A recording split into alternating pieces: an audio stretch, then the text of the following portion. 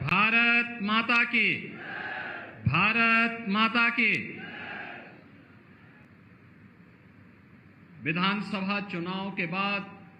किसी सार्वजनिक कार्यक्रम में मुझे भागीदार होने का सौभाग्य प्राप्त हो रहा है। मैं भारत की महाभारत कालीन इस पौराणिक धरती को,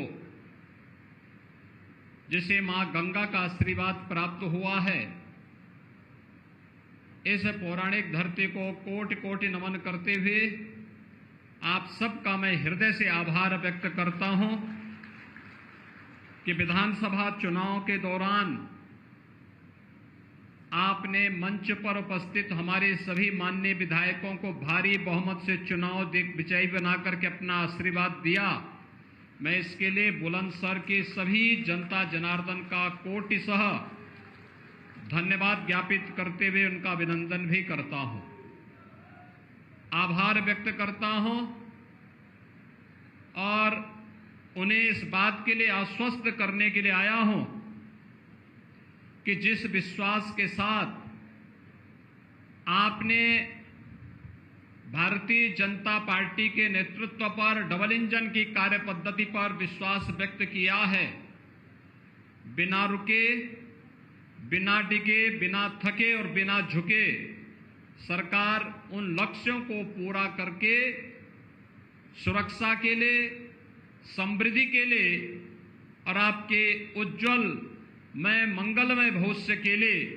निरंतर प्रयासरत होकर के कार्य करेगी। भाइयों बहनों, मुझे अभी कुछ घंटे पहले ही बुलंदशहर में आने का अवसर प्राप्त हुआ। जनप्रतिनिधि और पदाधिकारियों ने मेरे सामने यहां के विकास की अनेक बातें और अनेक मुद्दे रखे। जब भी हमारे माननीय जनप्रतिनिधिगण लखनऊ में आते हैं, उस दौरान भी या जब भी मेरा पश्चिमी उत्तर प्रदेश का कार्यक्रम बनता है, उस दौरान भी विकास के बारे में वे लोग अपनी बातों को मेरे सामने, आदरणीय प्रधानमंत्री जी के सामने बराबर रखते हैं और उन्हीं के प्रयास का ये परिणाम है कि आज बुलंदशहर विकास की एक नई ऊंचाइयों को छूता हुआ दिखाई दे रहा है। यहां पर पावर जनरेशन के लिए लगने वाला पावर का जो एक नया यहां पर जो हम विद्युत उत्पादन का एक नया संयंत्र लगा रहे हैं, उसके कार्य का हो, चाहे वह पूर्व मुख्यमंत्री सदैव कल्याण सिंह जी के नाम पर अत्याधुनिक सुविधाओं से युक्त मेडिकल कॉलेज के निर्माण के कार्य का हो, चाहे वह मां गंगा की अविरल और निर्मल धारा को बनाए रखने के लिए नमामि गंगे परियोजना के अंतर्गत चलाए जाने वाली परियोजनाएं हो, या फिर बुलंदशहर की पहचान वन डिस्ट्रिक्ट वन प्रोडक्ट के अंतर्गत खुर्जा की पोल्ट्री उद्योग को और सिकंदराबाद के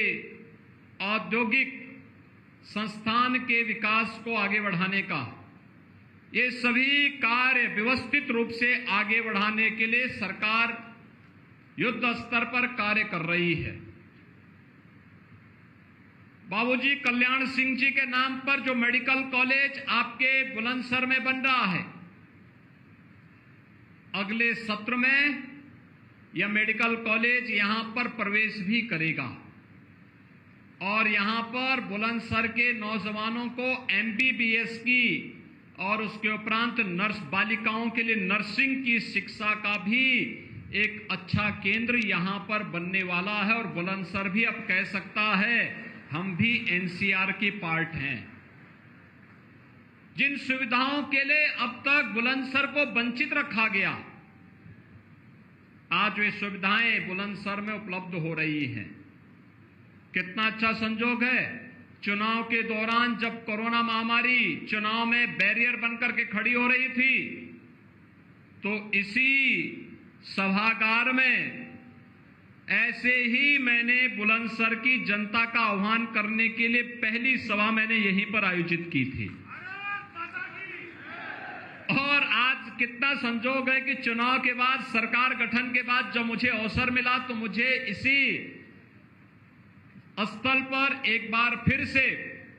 आपके प्रति आभार व्यक्त करने और बुलंदशहर वासियों के प्रति आभार व्यक्त करने का अवसर प्राप्त हो रहा है। भाइयों बहनों, आज हर एक क्षेत्र में हमारा देश एक नई ऊंचाइयों को प्राप्त कर रहा है। जीवन का वह कोई भी क्षेत्र हो, भारत को वैश्विक मंच पर एक नई प्रतिष्ठा दिलाने का कार्य हो, भारत की प्रगति और समृद्धि का मामला हो, भारत की बाह्य और आंतरिक सुरक्षा का मामला हो, या फिर भारत के अंदर बिना भेदभाव के शासन की योजनाओं का लाभ गांव, गरीब, किसान, नौजवान, महिलाएं और समाज के प्रत्येक तबके तक पहुंचाने के लिए किए जाने वाले प्रयास आज वह ईमानदारी के साथ जमीनी धरातल पर उतरते हुए दिखाई देते हैं। कोरोना महामारी इसका सबसे बड़ा उदाहरण है।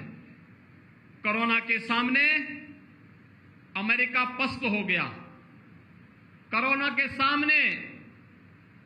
यूरोप पस्त हो गया, कोरोना के सामने दुनिया के तमाम देश पस्त हो गए, लेकिन भारत बिना रुके और बिना डिगे प्रधानमंत्री मोदी जी के नेतृत्व में कोरोना के खिलाफ अपनी लड़ाई को जारी रखे रहा। जीवन भी और जीविका को भी बचाने का काम किया। फ्री में टेस्ट, फ्री में उपचार, फ्री में राशन और फ्री में टीका देने का काम भी भारत के अंदर इस दौरान हुआ। हमने तकनीक का उपयोग करते हुए हर एक स्तर पर तकनीक को बेहतर रूप से आगे बढ़ाने का काम भी किया, और उसका परिणाम क्या था कि तकनीक के माध्यम से जीवन में शासन की योजनाओं का लाभ प्रदान करके उन्हें स्वावलंबन की ओर अग्रसर करने के लिए जो कार्यक्रम हुए, आपने देखा होगा डीबीटी के माध्यम से करोड़ों लोगों तक पैसा जा रहा था। प्रधानमंत्री किसान सम्मान निधि का हो या फिर राज्य शासन के स्तर पर भरण पोषण भत्ते का हो, उज्ज्वला योजना के अंतर्गत हर उस लाभार्थी परिवार तक डीबीटी का पैसा उपलब्ध कराने का कार्य हो, या फिर शासन की किसी भी अन्य योजना का लाभ लाभार्थी परिवारों तक उपलब्ध करवाने का कार्य इस सफलतापूर्वक सरकार ने इस दौरान किया। और इसीलिए तो तकनीक के इसी महत्व को समझते हुए सरकार ने कुछ निर्णय लिए हैं। बुलंदशहर वासियों के लिए तो मैं बहुत खुशखबरी की बात बताना चाहता हूं। आप ही के बगल में एक अंतर्राष्ट्रीय एयरपोर्ट जेवर में बनने जा रहा है। यही बगल में मुश्किल से 25 किलोमीटर की दूरी पे यहां से शुरू हो जाएगा उसका कमांड एरिया। यानी एयरपोर्ट ये माना जाता है कि अंतर्राष्ट्रीय एयरपोर्ट के लिए अगर 50 से 55 किलोमीटर की दूरी है तो वह ये मानना चाहिए कि घर के आंगन के बराबर। और यहां पर तो 25 से 30 किलोमीटर की दूरी पर आपका जेवर प्रारंभ हो जाएगा, और वहां से वहां पर अंतर्राष्ट्रीय एयरपोर्ट बनने जा रहा है और एशिया का सबसे बड़ा एयरपोर्ट होगा। फिल्म सिटी भी यहां बनने जा रही है। और यही नहीं, हम लोग मेडिकल डिवाइस पार्क भी बनाने जा रहे हैं, टॉय पार्क भी बनाने जा रहे हैं। अनेक प्रकार की सुविधाओं से युक्त आज तमाम उन संभावनाओं को आगे बढ़ा करके जेवर और अलीगढ़ के बीच में डिफेंस कॉरिडोर का निर्माण का कार्य भी युद्ध स्तर पर चल रहा है। राजा महेंद्र प्रताप सिंह जी के नाम पर अलीगढ़ में नए विश्वविद्यालय के निर्माण की कार्रवाई है, तो सरदेव बाबूजी कल्याण सिंह जी के नाम पर मेडिकल कॉलेज के निर्माण का कार्य आपके इसी बुलंदशहर के अंदर हो रहा है। मेरठ में प्रदेश का पहला स्पोर्ट्स विश्वविद्यालय बन रहा है।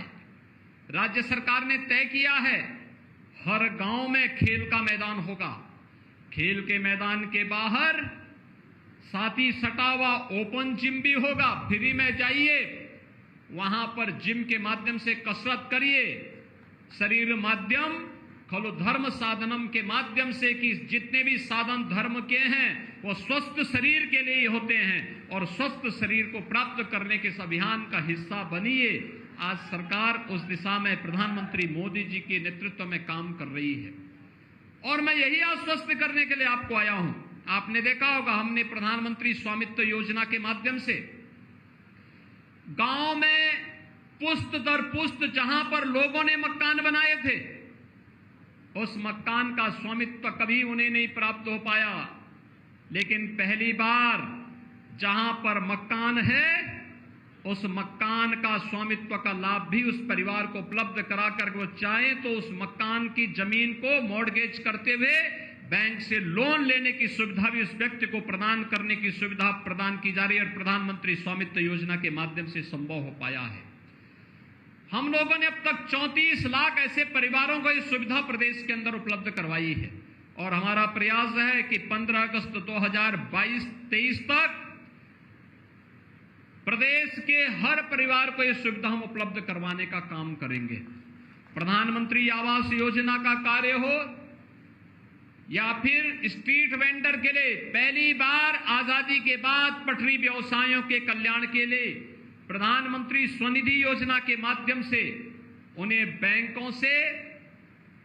सस्ता लोन हो सकता है। डिजिटल पेमेंट के साथ जोड़ेंगे तो वह जीरो इंटरेस्ट पर उन्हें लोन उपलब्ध करवाने की कार्रवाई यह अब संभव हो पाया है। प्रदेश के अंदर अब तक 9 लाख पटरी व्यवसायों को इस सुविधा के साथ जोड़ा गया है और इसलिए भाइयों बहनों, आज मैं आपके पास आया हूं यही कहने के लिए, तकनीक का जीवन में भारी महत्व है और उसी तकनीक को आगे बढ़ाने के लिए प्रदेश सरकार ने कोरोना कालखंड में अभ्युदय कोचिंग व्यवस्था प्रारंभ की थी। हमारे यहां के युवा जो कोचिंग के लिए पहले बाहर जाना पड़ता था, कोरोना कालखंड में आपने देखा होगा, उन्हें हम लोगों ने उस समय लॉकडाउन होने के बावजूद जब उनके सामने संकट आया, हमने प्रदेश से 500 बसेज भेजी और उन्हें कोटा से अन्य जगहों से सुरक्षित उनके घरों तक पहुंचाने का काम उस दौरान किया और इसलिए हम लोगों ने तय किया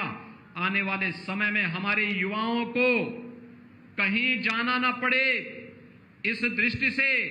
अभ्युदय कोचिंग ऑनलाइन भी और वर्चुअल भी और फिजिकली भी, इसमें हमारे आईएएस, आईपीएस, पीसीएस अधिकारी, पीपीएस अधिकारी, इन सभी लोगों को जोड़ा गया और साथ साथ उस फील्ड के एक्सपर्ट को जोड़ करके कोचिंग की सुविधा फ्री में उपलब्ध कराया जा रहा है और उसमें जनपद के अंदर उन बच्चों को जो कोचिंग ले रहे हैं उन्हें टैबलेट भी उपलब्ध करवाने की कार्रवाई हो रही है। साथ साथ प्रदेश का युवा तकनीकी दृष्टि से सक्षम हो सके, 2 करोड़ युवाओं को टैबलेट और स्मार्टफोन वितरण की कार्रवाई वर्तमान में चल रही है। कल मैंने मेरठ में 1000 युवाओं को यह सुविधा दी। अब तक प्रदेश में हम लोग लगभग 15 लाख युवाओं को यह सुविधा उपलब्ध करवा चुके हैं और आज 2 करोड़ नौजवानों के लिए सुविधा प्रदेश सरकार लेकर के आई है। मैं आज के इस अवसर पर आप सबका आह्वान करूंगा कि सरकार जो ये योजना का लाभ दे रही है, इसलिए कि उत्तर प्रदेश पहले अपराध के लिए और दंगों के लिए जाना जाता था। ये बुलंदशहर के क्या हाल थे, बेटियां स्कूल नहीं जा पाती थी, बुरा हाल था। आज आप देख रहे होंगे, आज गुंडे सब, बुरा हाल गुंडों का है, जान मारे मारे फिर रहे हैं। पहले जो लोग एक कॉमन मैन का, एक व्यापारी का बेटियों और बहनों को के लिए संकट बने हुए थे, आज उनके लिए पुलिस संकट बनी हुई है, क्योंकि उन अपराधियों को मालूम है कि कानून को हाथ में लेंगे तो फिर कोई ठौर ठिकाना नहीं मिलेगा उन्हें, और इसलिए सख्ती से उन्हें निपटने की कार्रवाई के साथ ही कानून का राज होगा, जहां यह सरकार की प्राथमिकता है। आज मैं अपने युवाओं से और बुलंदशहर वासियों से इस बारे में भी अपील करना चाहूंगा कि भाइयों बहनों, हमें एक विकसित प्रदेश बनाना है। उत्तर प्रदेश को नंबर 1 की अर्थव्यवस्था वाला प्रदेश बनाना है और इसके लिए तकनीकी दृष्टि से सक्षम हमारा युवा बने। हम देश के अंदर कहीं जाते हैं, दुनिया के अंदर कहीं जाते हैं, मैं गर्व से कहता हूं कि देश के अंदर सर्वाधिक युवा मेरे पास है, वह युवा देश का सबसे प्रतिभाशाली युवा है, सबसे ऊर्जावान युवा है और उस युवा पर हम गौरव की अनुभूति करते हैं। आज जब हर तबके के लिए शासन की योजनाएं हैं, इन युवाओं के हितों के लिए और इनके उज्जवल भविष्य के लिए आवश्यक है कि अवैध रूप से नशे के कारोबार में लगे हुए उन माफियाओं के खिलाफ बहुत सघन कार्रवाई को आगे बढ़ाने की आवश्यकता है। और इसके लिए मैं आप सबका आह्वान करूंगा कि अवैध शराब के धंधे में लिप्त, अवैध ड्रग के धंधे में लिप्त, अवैध उन कार्यों में लिप्त जो युवाओं के भविष्य के साथ खिलवाड़ कर रहे हैं, उनके खिलाफ निर्णायक लड़ाई आगे छेड़ने की आवश्यकता है। हम बहुत शीघ्र इसका एक पोर्टल विकसित करने जा रहे हैं। मैं आह्वान करूंगा कि कहीं इस प्रकार का कोई तत्व इस प्रकार की अनैतिक और अवैध कृत्यों में लिप्त है, इसकी जानकारी दीजिए और जो भी उसमें लिप्त होगा उसके खिलाफ बहुत सख्त कार्रवाई करने की कार्रवाई हम राज्य सरकार के स्तर पर प्रारंभ करने जा रहे हैं। क्योंकि नशा व्यक्तित्व को पूरी तरह नष्ट करने का कार्य करता है, उससे हमें बचना होगा, बचाना होगा, अपनी युवा पीढ़ी को बचाना होगा। और इसीलिए मैं आज आपका आह्वान करूंगा इस अभियान के साथ हम जुड़े, विकास की एक सकारात्मक पहल को आगे बढ़ाएं। बुलंदशहर विकास की जिन नई बुलंदियों की ओर छू रहा है, हमारे जनप्रतिनिधियों ने उसके बहुत सारे प्रस्ताव प्रस्तुत किए हैं। मैं आप सबको आश्वस्त करता हूं कि जो आपके द्वारा चुने गए जनप्रतिनिधि प्रस्ताव दिए हैं विकास के, इन सब पर एक एक करके कार्य होंगे, सबको हम पूरा करवाएंगे। बुलंदशहर को आधुनिक बुलंदशहर के रूप में स्थापित करेंगे, बुलंदशहर को एक विकसित बुलंदशहर के रूप में विकसित करेंगे। और बुलंदशहर में तो अब गंगा एक्सप्रेस वे भी बुलंदशहर से होकर के जा रही है, यानी आने वाले समय में बुलंदशहर से आप बैठे तो बुलंदशहर से प्रयागराज की दूरी मात्र 5.5 घंटे में पूरी आप कर लेंगे। यानी जिस दूरी को तय करने में अब तक 14-15 घंटे, कभी कभी 20 घंटे लग जाते हैं, वो मात्र 5 घंटे में, 5.5 घंटे में उस दूरी को आप पूरा कर देंगे और विकास के अनेक अवसर भी इस दिशा में आगे बढ़ेंगे। मैं आज के इस अवसर पर जिन विकास की तमाम योजनाओं का लाभ यहां के वासियों को प्राप्त होने जा रहा है, हुआ है, इसके लिए उन्हें बधाई देता हूं। विगत विधानसभा चुनाव में भारतीय जनता पार्टी के प्रत्याशियों को भारी बहुमत से विजयी करने के लिए हृदय से आभार भी व्यक्त करता हूं, अपने नवनिर्वाचित विधायकों का अभिनंदन भी करता हूं और आप सबको हृदय से आभार व्यक्त करते हुए इन योजनाओं का लाभ जिन्हें सरकार आपको उपलब्ध करा रही है, ये आप ही के द्वारा दिया गया पैसा है। सरकार इसी के माध्यम से आपको आगे देने का कार्य भी करती है। इन योजनाओं का लाभ निरंतर प्राप्त हो, विकास की योजनाओं को हम आगे बढ़ा सकें। इस सकारात्मक सोच के साथ मैं एक बार फिर से आप सबके प्रति अपनी शुभकामनाएं व्यक्त करते हुए अपनी वाणी को विराम देता हूं। धन्यवाद। जय हिंद।